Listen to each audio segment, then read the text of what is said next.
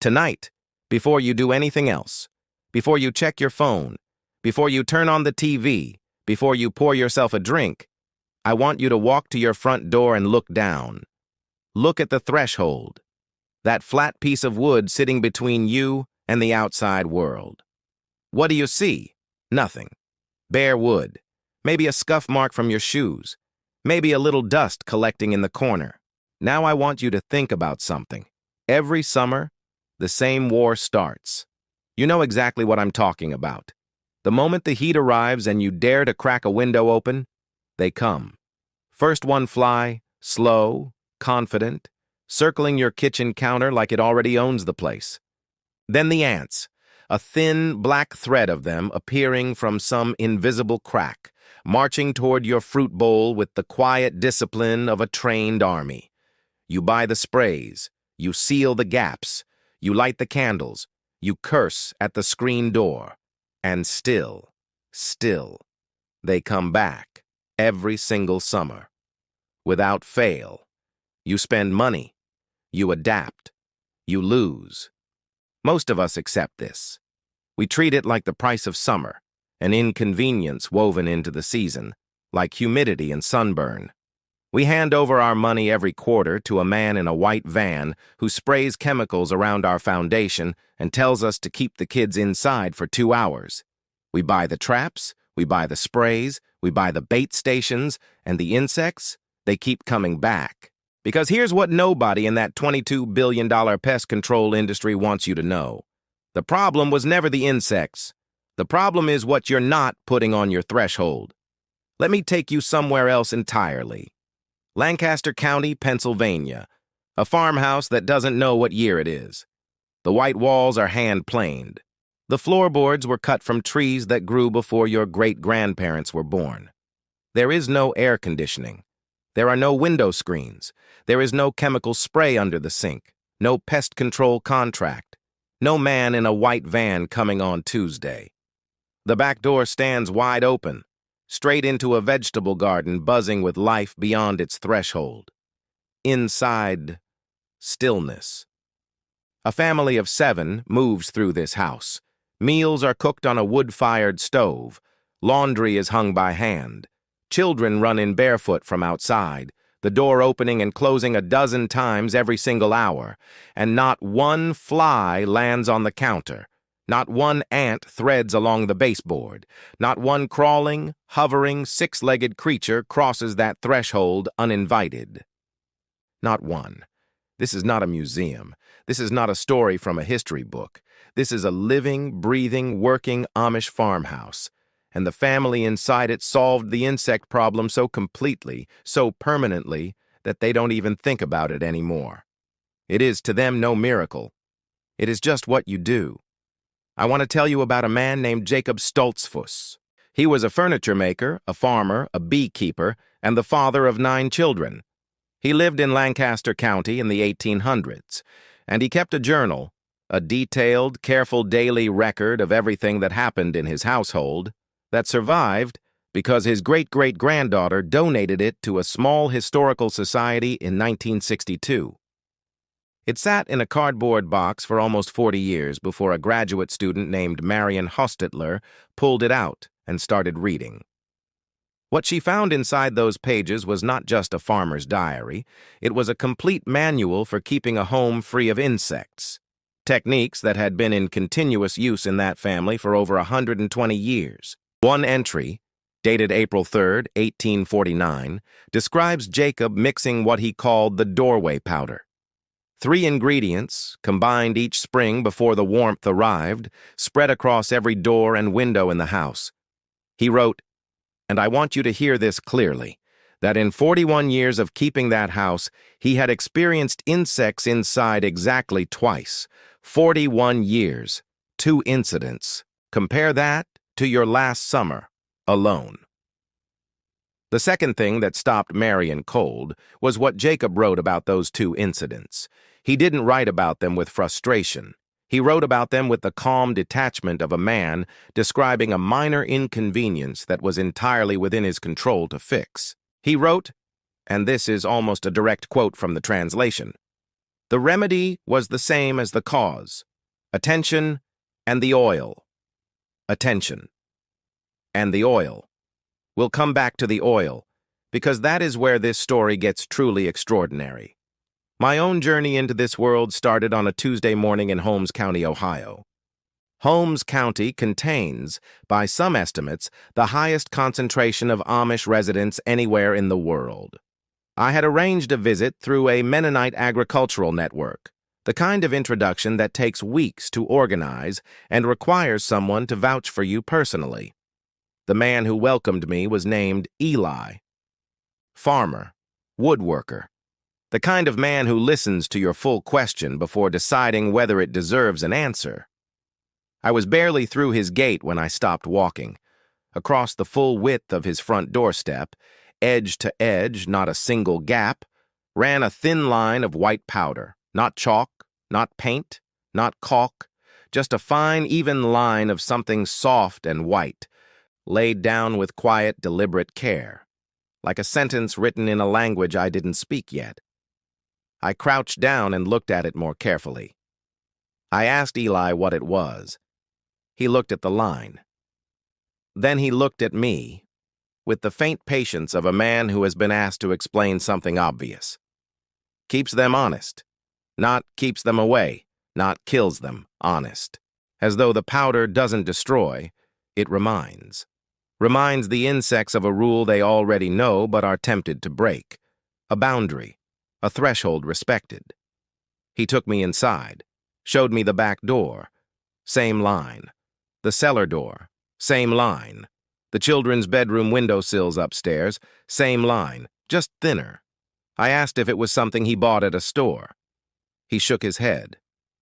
The knowledge of this powder, he told me, what it was, how to make it, how to apply it, had come down through his community from a much older source. He mentioned, almost in passing, a Swiss diary. He said the year 1872. And then he turned back toward his workshop, and I stood at his doorstep with a line of white powder at my feet and a question that would take me months to fully answer. 3 ingredients. That is the entire secret. Diatomaceous earth, boric acid, ground bay leaf. A batch large enough to treat every doorway in a 3-bedroom house costs about $1. Lasts an entire season, and it works through 3 completely different mechanisms simultaneously, which is exactly why nothing the pest control industry sells can compete with it. Let me explain each one. The diatomaceous earth is physical. It has nothing to do with chemistry. Under a microscope, every single particle is made of fossilized algae called diatoms, and each one has razor-sharp edges. When an insect walks across diatomaceous earth, those edges slice through the thin waxy layer of its exoskeleton. The insect dehydrates from the outside in. Penn State researchers described it as making an insect walk across broken glass. And here is the part that the pest control industry absolutely does not want you thinking about. Insects cannot build immunity to it. There is nothing biological happening. There is no chemical to evolve resistance against. It is just sharp dust. It worked the same way in 1849 when Jacob Stortzfus spread it across his doorstep as it does today. It will work exactly the same way 100 years from now. The boric acid is biological. Auburn University entomologists studied this carefully in 2014. When ants and cockroaches walk through a boric acid barrier, they pick up microscopic particles on their legs and bodies. They carry it back to the nest. The colony grooms itself. They ingest the powder, and then within 2 weeks, something remarkable happens. Not just the insects you see, but the thousands you don't see. The entire colony collapses from within. The queen is affected, the eggs fail. The nest dies. Not just the ant on your counter, the entire civilization living inside your walls. The bay leaf is neurological. Cornell University researchers confirmed this in 2008. Bay leaf contains a naturally occurring compound called and eucalyptol does something remarkable. It disrupts the olfactory receptors that insects use to navigate. Flies and ants don't find their way around by sight. They navigate almost entirely by smell. To an insect approaching a bay leaf barrier, the air ahead simply doesn't smell like somewhere worth going. It doesn't hurt them. It doesn't trap them. It just turns them around. One line of powder, 3 completely different mechanisms working simultaneously. A physical blade, a biological poison, and a sensory wall compressed into something barely visible on your doorstep. Now let me tell you what this cost me personally to learn. 20 years. 4 different homes, quarterly service contracts, emergency callouts, bait stations that I replaced every few months, perimeter sprays that smelled like chemicals for days, one fumigation tent that required my entire family to leave the house for 3 days and cost more than my first car payment. I kept records, the habit of someone who believed he was making a rational investment. When I finally added it all up, sitting at Eli's kitchen table with a cup of coffee he had brewed on that wood-fired stove, the number was $13,247. $13,000 for a problem that an Amish farmer solves with $1 worth of powder and 5 minutes of his time. I sat with that number for a long time. Here is the question that should be making you uncomfortable right now. Why didn't anyone tell us? The answer is not that this knowledge didn't exist in the modern world. It did exist. It was written down, published, and officially distributed by the United States Department of Agriculture in 1923. Bulletin, number 1379, A Practical Guide to Household Pest Management Using Naturally Occurring Compounds, Diatomaceous Earth, Boric Acid Preparations, Botanical Repellents, including ground bay and clove. The bulletin was thorough. It was based on documented field results from farming communities across Pennsylvania, Ohio, and Indiana. And it called the mixture by a simple name, threshold powder. It was considered standard practice on every farm in those states. Then came 1947. DDT was commercialized for civilian household use. Chemical companies freshly wealthy from wartime production. Contracts pivoted aggressively to the domestic market. They poured money into advertising campaigns. They ran full-page ads in women's magazines showing frazzled housewives being rescued from their bug problems by men in white coats holding spray cans. The message was clear and it was repeated relentlessly. Your grandmother's methods are dirty, old-fashioned, embarrassing. Modern women use modern products. The USDA Bulletin was quietly reclassified as outdated. Within 3 years, it disappeared from active distribution entirely. By 1955, the recipe had vanished from Extension Service literature completely. Not because it stopped working, because nobody could patent it. Nobody could charge $48 a month for 3 things you can pull off your own kitchen shelf. And then the story gets darker. The active ingredient in those miracle modern products, the ones that replaced threshold powder, was DDT, which was banned in the United States in 1972 after it was linked to cancer, reproductive harm, and environmental contamination we are still dealing with today. The replacement after DDT was chlordane, banned in 1988. The replacement after chlordane was a product called Dursban, banned for residential use in 2000. Every 20 years, the chemical industry produces a new generation of pesticides. They market them aggressively. They tell you the old products were dangerous, but this new one is perfectly safe. And then quietly, when the health consequences become impossible to ignore, they pull them from the market and start the cycle again. 4 times in my lifetime. And every single time the cycle repeats. The threshold powder sits there in old journals and on farmhouse shelves. Unchanged, still working, still cheap, still safe, waiting for someone to ask the right question. The Amish never bought the pitch. They kept printing the recipe in their own publications. They kept laying the line at every doorstep every spring without asking anyone's permission. But the powder is only half of it. 3 weeks after I met Eli, something was still nagging at me. He had mentioned, almost as a passing comment, that the powder alone wasn't the complete system. There was something older. Something that didn't wash away in the rain, something you applied once and then forgot about for 15 years. I went back to Holmes County, and I found Moses. Everyone called him Mo.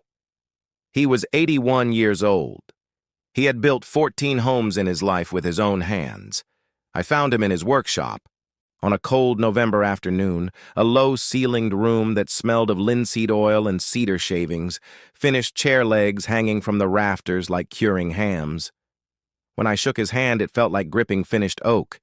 He knew what I was looking for before I finished asking. He said, "The powder tells them not to come in today. The oil tells them not to come back for the rest of your life." He called it door oil. Not a brand name, a description, an explanation. The oil goes into the wood of your door frame, your threshold board, your window sills, not onto the surface, into the grain. And once it's there, it doesn't wash away with rain or scrub off with cleaning. It bonds permanently to the wood fiber. It becomes part of the wood itself. And for reasons that Cornell botanists can explain in terms of volatile compound diffusion, and that Mo explained simply as the wood remembers, it keeps working long after you have stopped thinking about it. 3 ingredients again. Raw linseed oil as the carrier. It penetrates deeper into raw wood than almost any other natural substance. It carries everything else with it and binds it permanently to the fiber. Pennyroyal oil as the signal. Pennyroyal is a wild mint that grows across the eastern United States. Colonial Americans used it for centuries to repel fleas and biting insects. The compound it contains, pulegone, disrupts insect chemoreception so completely that flies and ants treat it as an active territorial warning from a predator species. Not just unpleasant, dangerous, a signal that tells them to turn around and never come back, and clove oil as the anchor. This is the ingredient that almost every modern interpretation of this formula misses entirely, and it is the most important one. Pennyroyal oil alone evaporates. Left to itself, the protection fades within weeks. But the primary compound in clove oil, eugenol, acts as a fixative. The same way it has been used in perfumery for centuries to slow the evaporation of lighter scent compounds. It locks the pennyroyal into the wood. It extends the protection from weeks to months to years to decades. Mo told me that his grandfather applied the oil to their door frames in 1931. The threshold boards had been replaced only once since then, not because the wood failed, but because a storm damaged the porch. The replacement boards were oiled the following spring. 90 years, 1 application, still working. He pulled out a threshold board from a house that had been built in 1961. 63 years old. He scratched the surface lightly with his thumbnail. The scent rose immediately. Sharp, herbal, alive. Still active after 6 decades inside a piece of wood. Now let me tell you about the hinges, because the door frame and the threshold are not the only places the Amish treat. If you walk into an old Amish farmhouse, particularly one built before 1940, and you look closely at the hinges on the interior doors, you will often notice a faint dark stain on the wood directly beneath each hinge pin. That stain is not rust, it is not dirt. It is the residue of an oil applied twice a year, early spring and late fall, that served 2 purposes simultaneously. The first was to keep the hinges silent and smooth. The second purpose is the one that has been almost completely forgotten outside these communities. The oil was a mixture of raw linseed oil and crushed whole cloves, the same spice you put in a holiday ham, ground fine and steeped in the linseed oil for 10 days before being strained. The resulting clove oil is one of the most powerful natural insect repellents ever identified. A study published in the Journal of Agricultural and Food Chemistry in 2010 confirmed that the eugenol compound in clove oil is directly toxic to ants, cockroaches, silverfish, and most species of moth. The Amish didn't know the word eugenol. They didn't need to. They knew that doors treated with the clove and linseed mixture stayed free of the small crawling things that use door frames as highways between rooms. I started doing this myself 18 months ago. $7 for a small bottle of food-grade clove oil. $12 for a quart of raw linseed oil. Mixed at a ratio of 1 teaspoon of clove oil to half a cup of linseed. Applied with a small brush to every hinge in the house twice a year. The whole process takes 40 minutes. The thin black ant trail that appeared every May along my entryway, like clockwork for 11 years, has not returned. 2 consecutive springs. No ants. I am not telling you the clove oil is the only reason. I am telling you it is the only thing that changed. And then there are the windows, specifically the old wooden sash windows, the kind with weights and cords. that almost every house built before 1950 still has somewhere. The gap between the sash and the frame opens and closes with the seasons as the wood swells and shrinks. That gap is an open invitation for every flying insect within 50 feet. The Amish solved this with a paste: beeswax, pine tar, and a small amount of cedar oil, warmed until workable, then pressed into the gap each fall. It sealed the window through winter and slowly released cedar scent that kept moths and flying pests away. In spring, the paste was scraped out, saved in a tin, and reused the following year. The same batch of paste could be used for decades with only small additions of fresh cedar oil to maintain potency. The beeswax came from family hives. The pine tar was a byproduct of charcoal making that most Amish communities did anyway. The cedar oil came from trees on the property, harvested in small quantities each year for fence posts.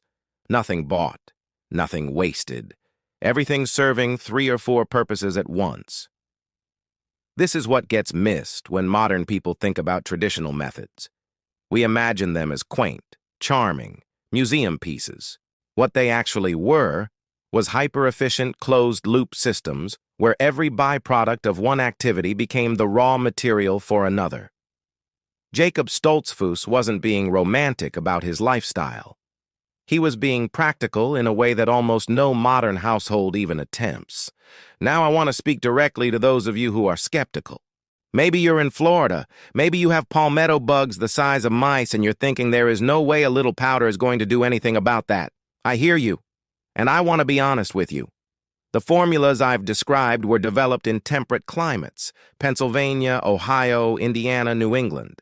They are extremely effective against the insects that thrive in those regions: ants, beetles, silverfish, common house moths, pantry moths, fleas, ticks, smaller varieties of cockroach. They are less directly tested against tropical and subtropical pests. But here is what I need you to understand. The principle is universal, even when the ingredients are not. In the Gula communities of the Carolina Lowcountry, they use beautyberry. USDA research has confirmed that beautyberry repels mosquitoes as effectively as DEET. In the Cajun households of southern Louisiana, they use Spanish moss, properly dried and placed in attics, to repel a wide range of flying insects. In the Hispanic and Native American communities of New Mexico and Arizona, they use creosote bush, which contains compounds that repel almost every crawling insect known, and ground chiltepin pepper as a barrier powder that will deter scorpions and centipedes. Same principle everywhere. Different plants, same forgotten wisdom.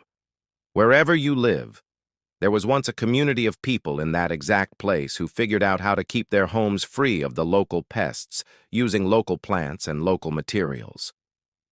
That knowledge exists. Some of it is still being practiced quietly by people who never stopped. Some of it is sitting in old books in small historical societies, waiting for someone to ask the right question. None of it requires you to buy anything from a pest control company. I want to close with a story that has stayed with me for 3 years. I was at a farmer's market in central Pennsylvania. An older Mennonite woman was selling herbs at a folding table. Bundles of tansy, wormwood, mugwort, pennyroyal. I asked her what people bought them for. She looked at me for a long moment. Then she said, "The ones who know buy them for their houses. The ones who don't know buy them because they look pretty." She paused. I never charge less for the ones who know. The knowledge is not gone. It is sitting right there at the farmer's market on a folding table tied with string, being sold for $3 a bundle to people who mostly think they are buying decoration. The women who buy them for their houses, the ones who know, they don't announce themselves. They don't give lectures. They just buy what they need, take it home, and use it the way their mothers and grandmothers used it. The chain has been broken in most families, but it has not been broken in all of them. Here is exactly what you do this weekend. Buy 1 pound of food-grade Diatomaceous earth, about $8 online. Make sure the label says food grade. The pool grade version is chemically treated and dangerous to breathe. Buy a small container of Borax Laundry Booster, $3 at any grocery store. Buy a jar of whole bay leaves, $2 in the spice aisle. Grind 8 bay leaves in a coffee grinder until they are fine powder. Mix 1 cup of Diatomaceous earth, a 1/4 cup of borax, and the ground bay leaf in a glass jar. Shake it well. Now go to every exterior door in your house. Open the door. Look at where the threshold meets the floor on the inside. Sprinkle a thin line of powder along that seam and press it gently into the gap with your finger. The line should be barely visible. You are not building a wall. You are making a moat. Do the same under every ground floor windowsill, along the seam where your basement walls meet the basement floor, along the bottom of your garage door where it meets the driveway. The whole job takes about 20 minutes for an average house. For the oil, buy a small bottle of Pennyroyal essential oil online, about $10. Mix 20 drops into a 1/4 cup of pure linseed oil. Get down on your knees at your front door and wipe the mixture onto the wooden threshold with a clean rag. Let it soak in fully. Do the same at the back door, the cellar door, every wooden windowsill on the ground floor. One caution: Pennyroyal oil is toxic to cats and to pregnant women in concentrated form. Use it only on exterior thresholds where the wood absorbs it and the air dilutes it, never in enclosed living spaces. The Amish have known this for 200 years. Total cost? Under $30. Total time? About 1 hour. Total duration? 4 months for the powder, 15 years for the oil. This was never really about insects. It was about something quieter. The slow, deliberate erasure of knowledge that someone decided was no longer profitable to remember, not with a dramatic announcement, not with a law, just by making sure that for 70 years nobody ever mentioned it again. The Amish resisted that erasure the only way that actually works. They just kept doing what worked. Every spring, at every doorstep, without asking anyone's permission. What you are doing this weekend is not just pest control. It is refusing to forget something that was always yours. The knowledge is still here. It has always been here. Now you have it.